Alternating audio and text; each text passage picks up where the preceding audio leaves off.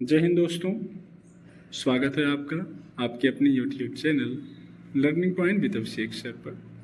दोस्तों, आप सबके लिए एम्स स्टेनो के लिए स्पेशल पेड बैच चलाया जा रहा है, जो कि मुख्यतः आपको सॉफ्टवेयर पर इसकी प्रैक्टिस करवाई जाएगी। इसके अलावा टेलीग्राम पर ग्रुप बनाकर उसमें भी आपको लाइव डिक्टेशन प्रोवाइड किए जाएंगे। तो अगर आप इस बैच को ज्वाइन करना चाहते हैं तो आप हमें इस नंबर पर संपर्क कर सकते हैं 7393976701। आप हमें इस नंबर पर व्हाट्सएप या टेलीग्राम पर मैसेज कर सकते हैं, इन्फॉर्मेशन ले सकते हैं और ज्वाइन कर सकते हैं। डिक्टेशन शुरू होगी 5 सेकंड बाद।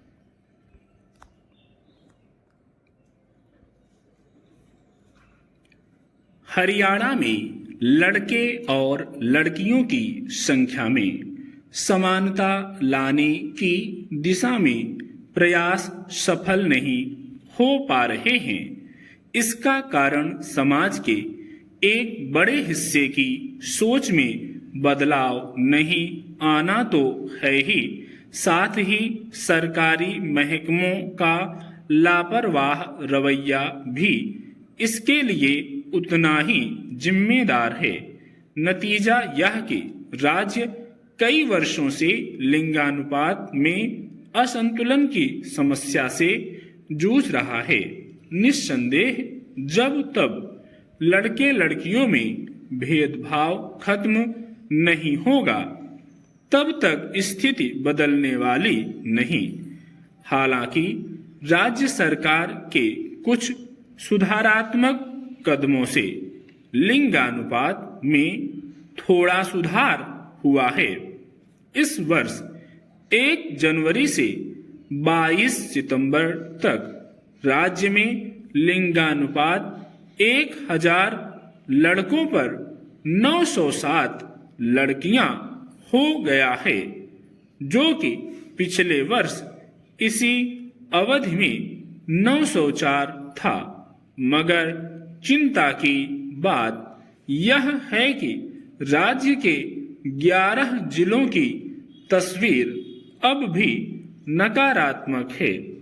इससे यह भी पता चलता है कि राज्य में भ्रूण परीक्षण की पाबंदी पर सख्ती से अमल नहीं हो पा रहा है।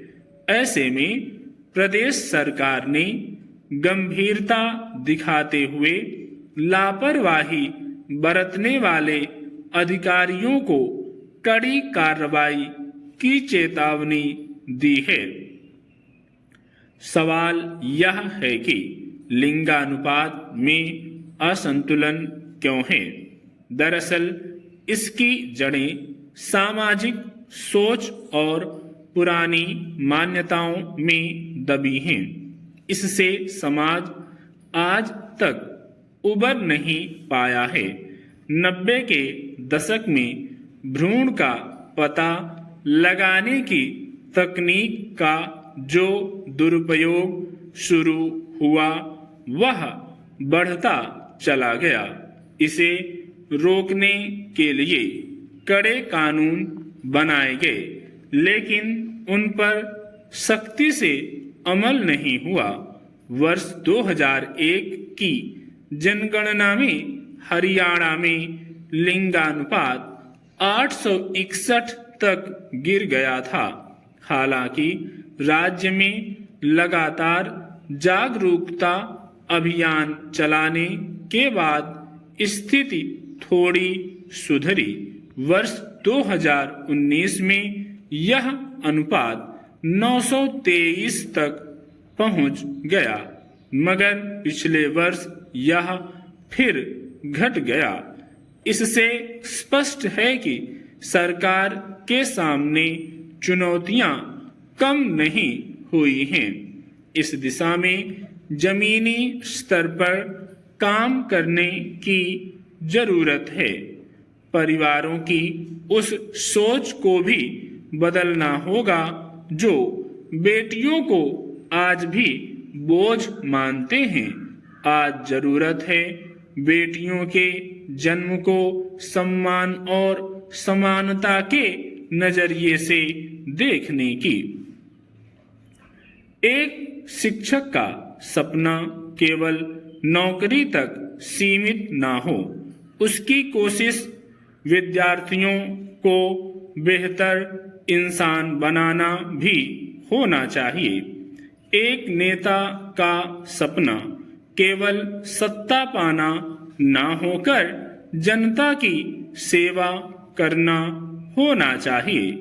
इस समाज में सभी आपस में किसी न किसी रूप से जुड़े हुए हैं, इसलिए ध्यान देने की और भी जरूरत होती है।